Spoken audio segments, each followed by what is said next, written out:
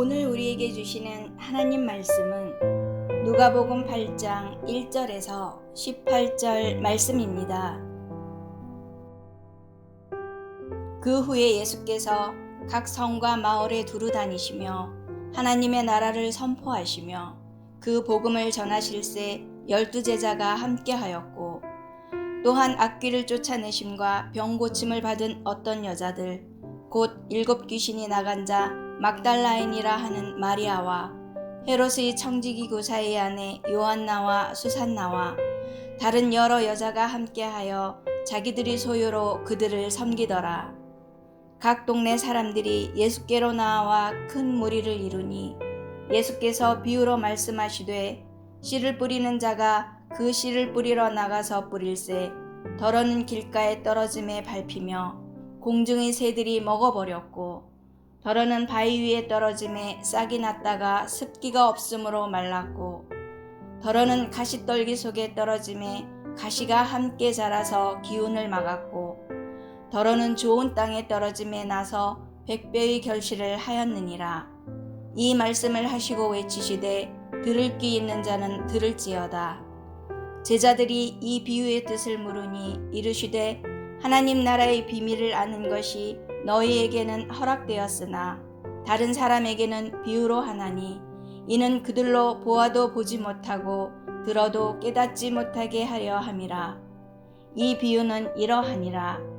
씨는 하나님의 말씀이요 길가에 있다는 것은 말씀을 들을 자니 이에 마귀가 가서 그들이 믿어 구원을 얻지 못하게 하려고 말씀을 그 마음에서 빼앗는 것이요, 바위 위에 있다는 것은 말씀을 들을 때에 기쁨으로 받으나 뿌리가 없어 잠깐 믿다가 시련을 당할 때에 배반하는 자요, 가시떨기에 떨어졌다는 것은 말씀을 들을 자이나 지내는 중 이 생의 염려와 재물과 향락의 기운이 막혀 온전히 결실하지 못하는 자요, 좋은 땅에 있다는 것은 착하고 좋은 마음으로 말씀을 듣고 지키어 인내로 결실하는 자니라.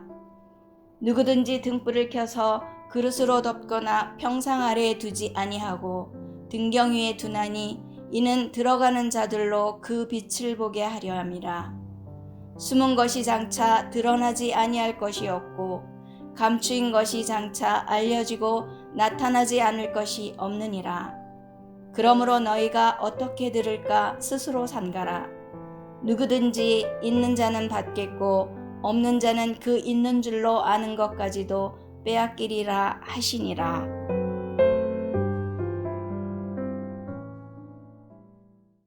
누가복음 8장에 들어섰습니다. 8장 1절에서 3절까지는 하나님의 나라를 선포하시는 예수님의 근면함에 대해서 기록하고 있습니다.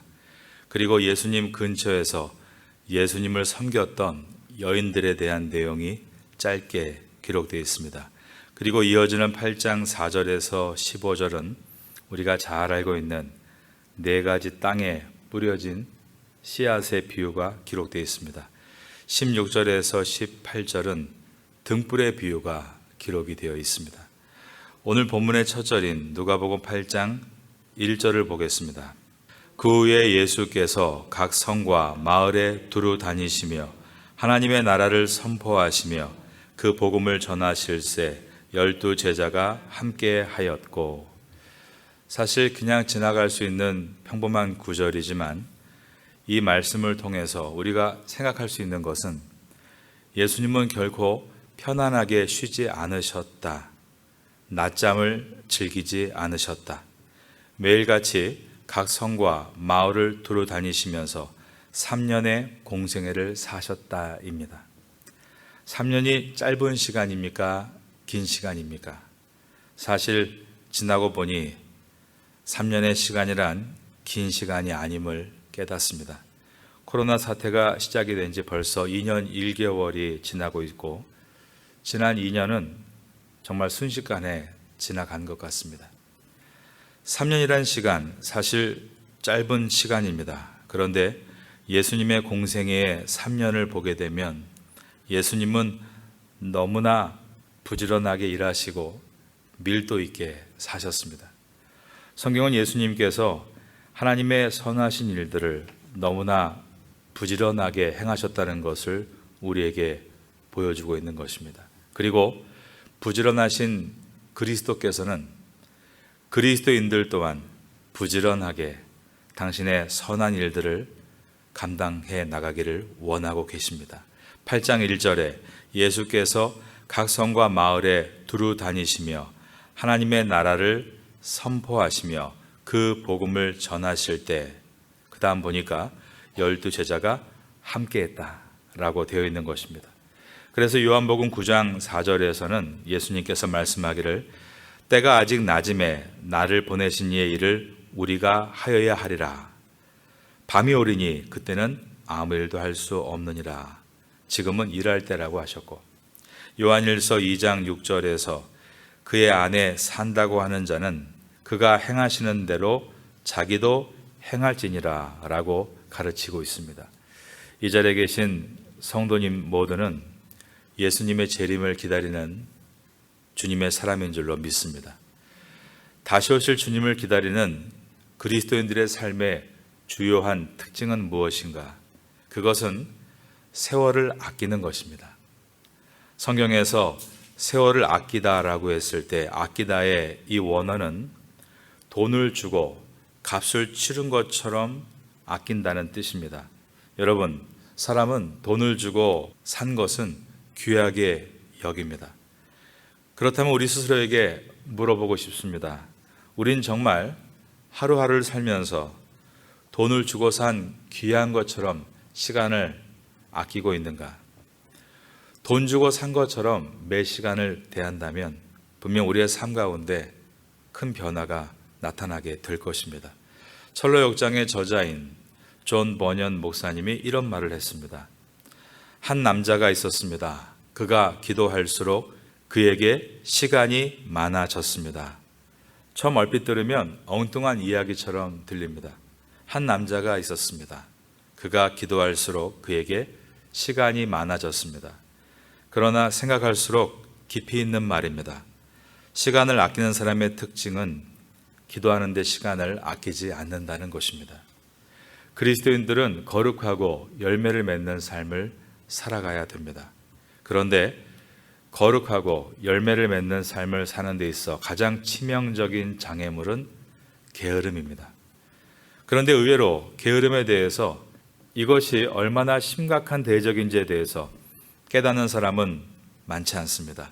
게으른 것을 일종의 개인적인 생활 습관이나 혹은 성향 정도로 이해하지 게으름을 심각한 죄라고 이해하지 않는 것입니다. 그러나 인간의 육체와 인격과 영혼을 매우 서서히 그리고 심각하게 파괴하는 은밀한 독과 같이 파괴하는 대적이 바로 게으름입니다. 사탄의 대표적인 전략 가운데 하나가 오늘 말고 내일부터 하자는 것입니다. 이 시험에 누가 쉽게 빠집니까? 이 유혹에 누가 자주 넘어집니까? 게으른 자가 시험에 쉽게 빠지고 게으른 자가 유혹에 자주 넘어지게 된다는 것을 기억해야 합니다. 육체의 편안함을 찾다 보면 그것이 육체의 편안함에 멈추지 않고 육체의 정욕을 찾게 됩니다. 이것을 기억해야 합니다. 사탄은 육체의 편안함을 찾게 하고 그리고 육체의 정욕을 찾도록 우리를 유혹하고 있다는 것을 기억해야 하는 것입니다. 우리가 할 수 있는 일을 하지 않는 게으름이 우리의 영혼을 부패시킨다는 것을 기억하고 나의 게으름이 무엇인가를 추적하고 부지런함으로 나의 생활의 루틴을 바꿀 때 우리는 수동적인 크리스찬이 아니라 능동적인 크리스찬으로 체질을 개선해 나갈 수 있습니다. 누가복음을 지나가면서 이러한 은혜와 훈련이 우리에게 있게 되기를 예수님의 이름으로 축원합니다. 8장 2절과 3절을 보겠습니다. 또한 악귀를 쫓아내심과 병고침을 받은 어떤 여자들 곧 7 귀신이 나간 자 막달라인이라 하는 마리아와 헤롯의 청지기 구사의 아내 요한나와 수산나와 다른 여러 여자가 함께하여 자기들의 소요로 그들을 섬기더라. 여기에는 예수님을 따르던 여인들의 이름이 기록되어 있습니다.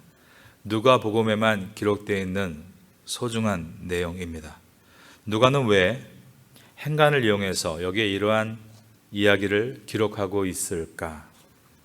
2절에 보면 귀신 들렸던 여자 막달라 마리아, 그가 예수님을 따랐다라고 했습니다. 그리고 3절에는 그녀와 여러모로 대조가 되고 있는 헤롯의 청지기 구사의 아내 요한나가 예수님을 따랐다라고 되어 있습니다. 이 두 사람은 여러모로 극단적인 대조가 되는 인물입니다. 그러나 이들에게 공통점이 있습니다. 둘 다 예수님이 없으면 못 사는 사람들이라는 것입니다. 예수 그리스도로 인해서 구원받은 사람들이고 예수님을 따름으로 구별된 삶을 열망하는 사람들이었습니다. 그리고 헤롯의 청지기 구사의 아내 요한나를 소개함으로 인해 예수님을 따르는 사람들이 가난한 사람들만 있었던 것이 아니라는 것을 증명합니다. 가난한 자에게도 부자에게도 오직 예수 그리스도는 큐리오스, 인생의 주인이시라는 것입니다. 헤롯의 청지기의 구사의 아내, 헤롯의 청지기란 헤롯의 국고를 맡았거나 헤롯에게 있어서 창세기에 나오는 애굽의 총리 요셉과 같이 헤롯의 오른팔인 그러한 고위 관직자였을 가능성이 높습니다. 그러면 이 헤롯의 청지기 구사의 아내 요한나, 왜 성경은 요한나를 소개하면서 요한나만 쓰지 않고 구체적으로 헤롯의 청지기 구사의 아내였다라고 기록하고 있는가?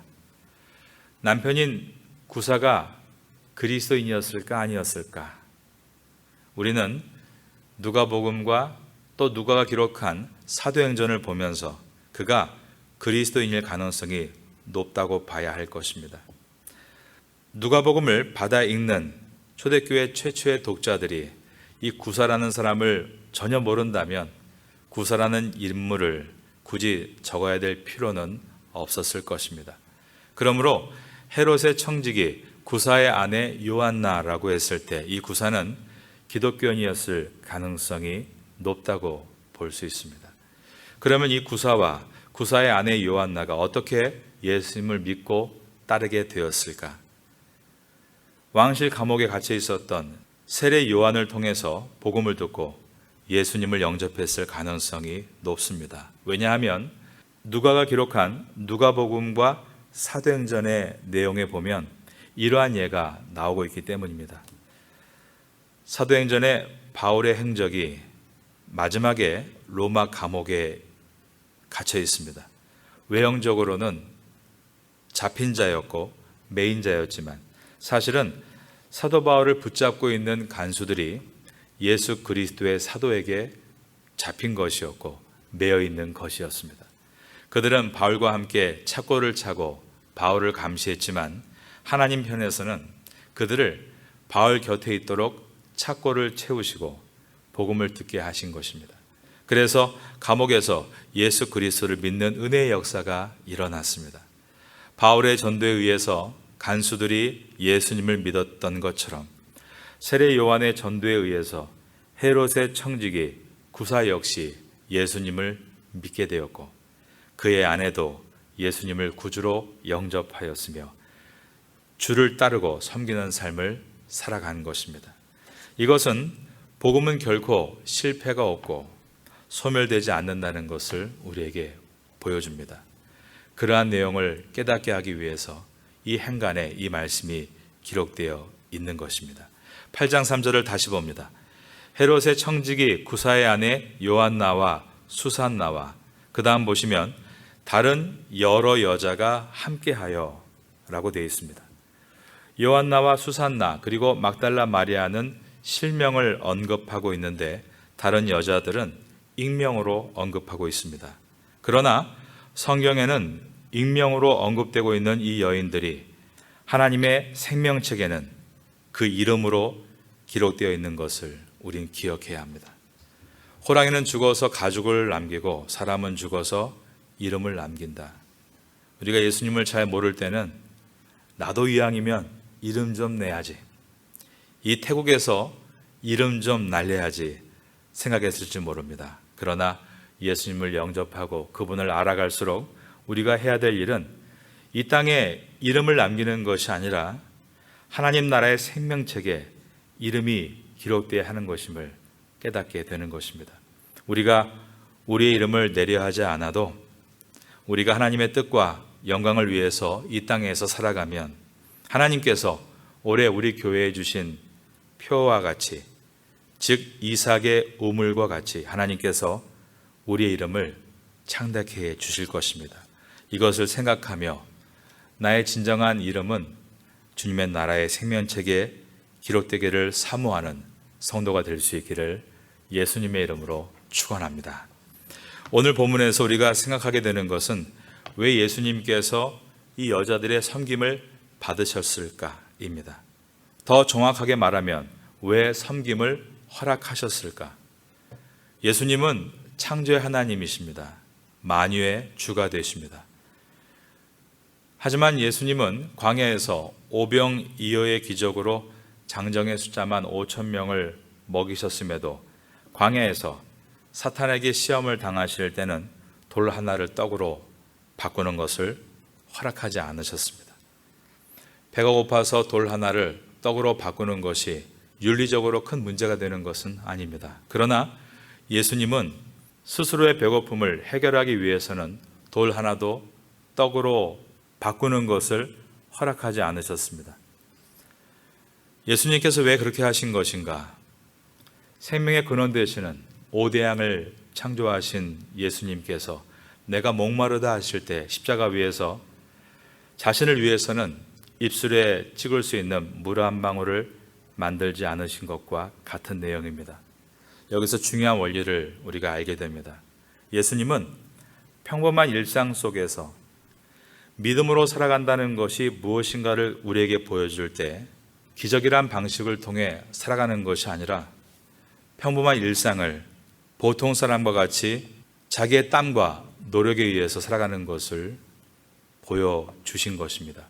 몫으로 일하시면서 노동을 통해 일하시면서 사는 것이 바로 믿음의 중심임을 우리에게 보여주시기 위해서 인간과 똑같이 사셨고 그리고 이 여인들의 섬김도 허락하셨습니다. 다른 사람을 섬기는 것도 성숙이지만 다른 사람의 섬김을 수용할 줄 아는 것도 성숙입니다. 기독교 공동체는 일방적으로 누구 한 사람이 끌어주기를 바라고 가만히 앉아있는 열차의 승객이 아니라 어른만 짐을 지고 아이들과 같이 걸어가는 것이 아니라 남녀노소, 어른에서 어린 아이에 이르기까지 또 강한 자에서 약한 자에 이르기까지 서로 짐을 져주는 것입니다. 서로가 짐을 져줄 때 뜨거운 관심도 생기고 사랑도 생깁니다. 예수님의 십자가를 들어준 구레네 시몬이 있습니다. 정말 잠깐 동안 예수님을 대신해서 수고했던 것 때문에 그는 예수님을 뜨겁게 사랑하게 됐고 그분을 구주로 영접하게 되었으며 그의 아내와 두 아들인 알렉산더와 루포는 초대교회의 큰 기도의 어머니 그리고 기둥 같은 존재들이 되었습니다. 섬기는 기쁨을 경험한 가정에 하나님께서 주시는 축복입니다. 예수님은 자신을 따르는 여인들에게 자신을 섬기도록 허락하심으로 그 여인들의 주님에 대한 사랑을 더욱 뜨겁게 만드시고 그들의 신앙을 더욱더 성장하게 하셨습니다. 3절을 다시 봅니다. 헤롯의 청지기 구사의 아내 요한나와 수산나와 다른 여러 여자가 함께하여 저를 따라하겠습니다. 자기들의 소유로 그들을 섬기더라. 여러분, 자기의 소유로 주님을 섬기고 계십니까? 그렇게 하고 계십니까? 자기의 소유로 주님을 섬긴다는 것은 어떤 뜻입니까? 헌금 생활에만 국한된 이야기입니까? 자기의 소유로 주님을 섬기는 것이 무엇일까에 대해서 우리가 깊이 생각을 해야 합니다. 예수님께서 마태복음 25장 42절과 43절에서 하신 말씀을 보게 되면 내가 줄일 때 너희가 먹을 것을 주지 아니하였고 목마를 때에 마시게 하지 아니하였고 나그네 되었을 때 영접하지 아니하였고 헐벗었을 때 옷 입히지 아니하였고 병들었을 때와 옥에 갇혔을 때 돌보지 아니하였다라고 유대 백성들에게 말씀하셨습니다. 이것은 그 사람들이 예수님 자신에게 서운하겠다는 말이 결코 아닙니다. 그것은 지극히 작은 자를 먹이고 마시게 하고 옷을 입혀주고 돌보아 주는 것이 곧 나에게 하는 것이다라는 말씀이었습니다. 예수님을 찾고 계십니까? 지극히 작은 자를 찾으십시오. 하루하루를 살아가면서 지극히 작은 자를 바라보십시오. 오늘 하루를 살면서 내가 누구를 섬길까를 찾아보십시오. 지극히 작은 자, 바로 그 사람이 리스펜트, 수령인입니다. 이것은 조나단 에드워드의 말입니다. 예수님께 드리고 싶은가? 지극히 작은 자에게 드리라고 했습니다.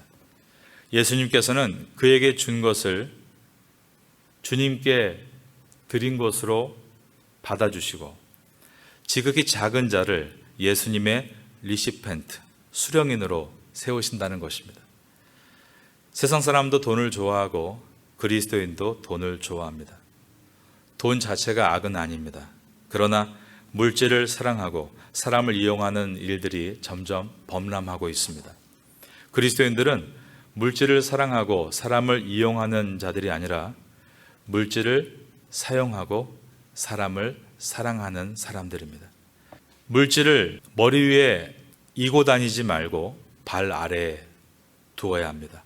초대교회 성도들이 자신의 것을 팔아서 필요에 따라 사도들의 발 앞에 둔 것처럼 말입니다. 돈의 위치는 발 아래에 있어야 되는 것이 머리 위로 가서는 안 되는 것입니다. 돈의 종이 되지 말아야 합니다. 돈의 주인이 되어야 합니다. 돈에 위축되지 말아야 합니다. 또 반대로 돈으로 교만하지도 말아야 합니다. 물질이 위험하다는 것을 늘 우린 기억해야 합니다. 위험한 이 물질을 사용할 수 있는 지혜가 우리에게 필요합니다. 이 새벽에도 지혜를 달라고 구하시는 우리가 되기를 바랍니다. 8장 4절과 5절입니다. 각 동네 사람들이 예수께로 나와 큰 무리를 이루니 예수께서 비유로 말씀하시되 씨를 뿌리는 자가 그 씨를 뿌리러 나가서 뿌릴새 더러는 길가에 떨어짐에 밟히며 공중의 새들이 먹어버렸고 씨가 비유하는 것은 복음 즉 말씀입니다. 그리고 이 씨가 떨어지는 장소는 우리의 심령을 뜻합니다. 말씀을 받는 첫 번째 심령은 길가와 같은 심령이라고 하셨습니다. 5절에 씨를 뿌리는 자가 그 씨를 뿌리러 나가서 뿌릴새 더러는 길가에 떨어짐에 밟히며 공중의 새들이 먹어버렸고 여기서 길가는 큰 대로가 아니라 밭 고랑 사이에 만들어진 길을 말합니다. 사람들이 밟고 다니기 때문에 단단하게 다져진 곳입니다. 그곳에는 씨가 땅으로 들어갈 수 없습니다. 이것은 마음의 문을 굳게 걸어 잠근 심령 상태를 말합니다. 그 어떤 것도 받아들이지 않겠다는 심령으로서 그들은 항상 예수님 앞에서 군중으로 남아 있습니다. 팬으로 남아 있습니다. 예수님이 기적을 일으키실 때 우르르 몰려다닙니다. 그러나 예수님께서 말씀을 가르치기 시작할 때는 사라지는 사람들입니다. 그들의 의식 속에는 심령에 새로운 것이 들어오는 것을 거부하고 자신의 생각과 방법을 고수하겠다는 독선과 교만으로 가득해져 있습니다. 이런 심령에 말씀의 씨앗이 떨어질 때 그 씨앗을 새들이 와서 먹어버리는데 새는 무엇을 상징하는가? 바로 공중권세 잡고 있는 마귀를 상징합니다. 이 비유를 해석해 주시는 예수님의 말씀이 아래의 11절과 12절에 나옵니다. 이 비유는 이러하니라. 씨는 하나님의 말씀이요. 자, 8장 12절입니다. 길가에 있다는 것은 말씀을 들은 자니 이에 마귀가 가서 그들이 믿어 구원을 얻지 못하게 하려고 말씀을 그 마음에서 빼앗는 것이요. 마귀는 복음이 인간의 심령에 닿지 않도록 우는 사자와 같이 혈안이 되어 항상 적극적으로 활동하고 있다는 말씀입니다. 그러므로 복음을 받아들일 수 있는 기회를 하찮게 여기고 내일로 미루는 심령들에게 마귀는 결코 그 진리를 경험할 가능성을 얻지 못하도록 내일도 막을 것이다 라는 것입니다. 새들이 와서 먹어버렸고, 이 먹어버리다, 헬라어 카테파겐이란 단어는 철저하다의 카타와 먹다의 파겐이 연결된 합성어로서 조금 더 남김없이 먹어치운다는 뜻입니다. 그러니 구원의 은혜는 내일로 미룰 수 없습니다. 지금이 구원받을 때요, 은혜 받을 만한 때인 것을 잊지 않고 기회를 놓치지 않고 말씀을 받을 수 있는 기회를 놓치지 않아야 합니다. 누가복음 강해를 듣고 있고 묵상하시는 여러분은 이번 기회를 놓치지 마시고 반드시 누가복음 24장까지 끝까지 달려가시고 이 말씀을 전체를 읽고 듣고 묵상하고 기록했을 때 받는 은혜를 체험하게 되시기를 예수님의 이름으로 축원합니다. 복음의 씨가 떨어진 두 번째 심령은 바위 위입니다. 6절입니다. 더러는 바위 위에 떨어짐에 싹이 났다가 습기가 없으므로 말랐고. 성지순례에 가면 이스라엘 국토가 바위라는 것에 놀라게 됩니다. 이 바위들은 석회암입니다. 그래서 1월과 2월에 첫 비가 내리면 바위가 푸른 이끼로 덮쳐서 마치 푸른 언덕과 같이 됩니다.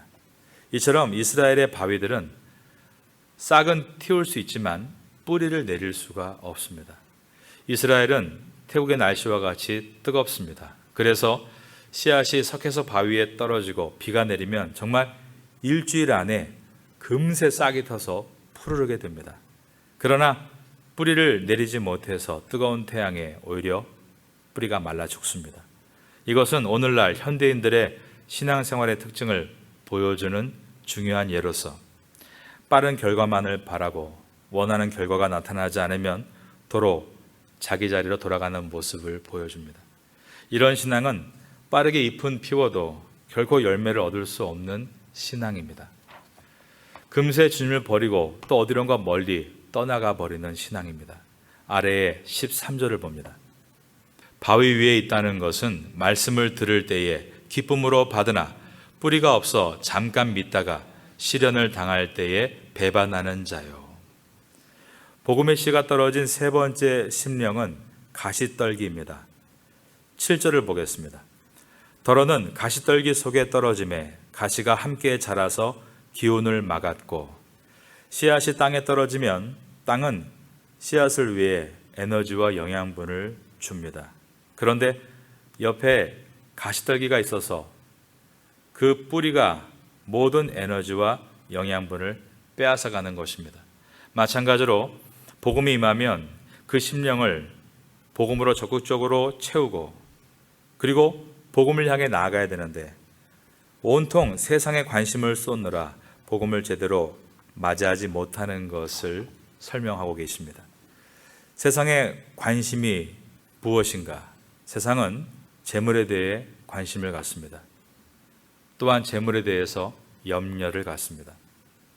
여러분, 부자가 되면 재물의 염려가 사라집니까? 그렇지 않죠. 부자가 되는 것은 오히려 재물에 대한 더 많은 관심으로 위험에 노출되는 것입니다. 예수님보다 잃어버린 영혼보다 재물에 대한 관심과 염려가 더 커집니다. 그래서 사람들은 저 사람이 변했다라고 말하는데 실상은 재물에 붙들려 있는 것입니다. 시간도 관심도 다 거기에 붙들리게 됩니다. 예수님의 말씀을 들어보겠습니다. 아래 14절입니다. 가시떨기에 떨어졌다는 것은 말씀을 들은 자이나 지내는 중 이생의 염려와 재물과 향락에 기운이 막혀 온전히 결실하지 못하는 자요 라고 하셨습니다. 복음의 씨가 떨어진 네 번째 심령은 좋은 땅, 즉 옥토입니다. 8절을 보겠습니다. 더러는 좋은 땅에 떨어짐에 나서 100배의 결실을 하였느니라. 이 말씀을 하시고 외치시되 들을 귀 있는 자는 들을지어다. 100배란 우리가 얻게 되는 건강이나 자산이나 높은 지위를 나타내는 수치가 아닙니다. 100배의 수확을 얻었다는 이 말씀은 상징수로서 종말적 보상을 받는다는 뜻입니다. 씨앗이 복음이기 때문에 100배의 수확은 성도들이 복음을 전함으로 추수하게 될 영혼 구원이란 뜻으로 사역의 열매를 말씀하고 있는 것입니다. 여러분, 사역의 열매는 반드시 영혼 구원으로 돌아와야 합니다. 올 한 해 1차로 한 명의 영혼을 온전히 전도해서 주님의 제자로 세우겠다는 소망을 가지고 우리가 1월을 시작하면 좋겠습니다. 이어지는 누가복음 8장 16절에서 18절의 비유는 누가복음에 나오는 23개의 비유 가운데 6번째의 비유에 해당합니다. 예수님께서 말씀하신 등불의 비유입니다. 16절입니다. 누구든지 등불을 켜서 그릇으로 덮거나 평상 아래에 두지 아니하고 등경 위에 두나니 이는 들어가는 자들로 그 빛을 보게 하려 함이라. 이 등불의 비유는 앞에 4가지 땅에 대한 비유, 즉 말씀을 듣는 심령에 대한 부연 설명이라고 할 수 있습니다. 18절을 보겠습니다. 그러므로 너희가 어떻게 들을까 스스로 삼가라. 하나님의 말씀을 들었다는 것은 전해야 하는 책임이 발생하는 것입니다. 그러므로 이 등불의 비유는 등에 불이 켜졌다면 그릇으로 덮을 수 없고 평상 아래에 둘 수 없고 등경 위에 두는 것처럼 복음을 들었다는 것은 그 순간 이제 전도는 시작돼야 되는 것이며 그 복음 전도는 단지 말로 전하는 책임이 시작이 아니라 행함이 수반되는 책임이 시작이 된 것임을 말씀하셨습니다. 18절을 다 같이 읽어보겠습니다. 그러므로 너희가 어떻게 들을까 스스로 삼가라. 누구든지 있는 자는 받겠고 없는 자는 그 있는 줄로 아는 것까지도 빼앗기리라 하시니라.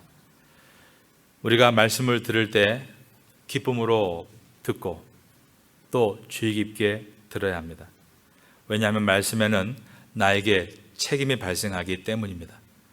그래서 성경책은 사실 위험한 책입니다.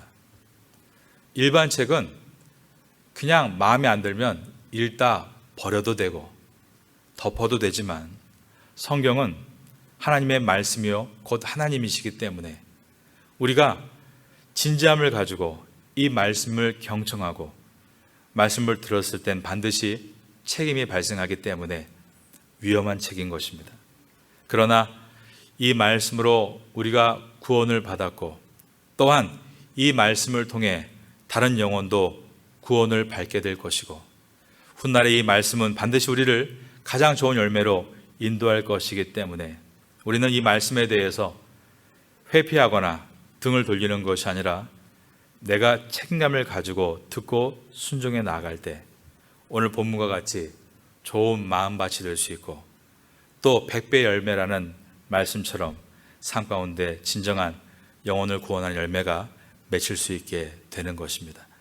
좋은 말씀을 들어서 좋은 신자가 아니라 좋은 말씀에 대해서 책임감을 가지고 순종하는 것이 좋은 신자임을 기억하고 오늘도 좋은 신자가 되는 하루가 되시기를 예수님의 이름으로 축원합니다.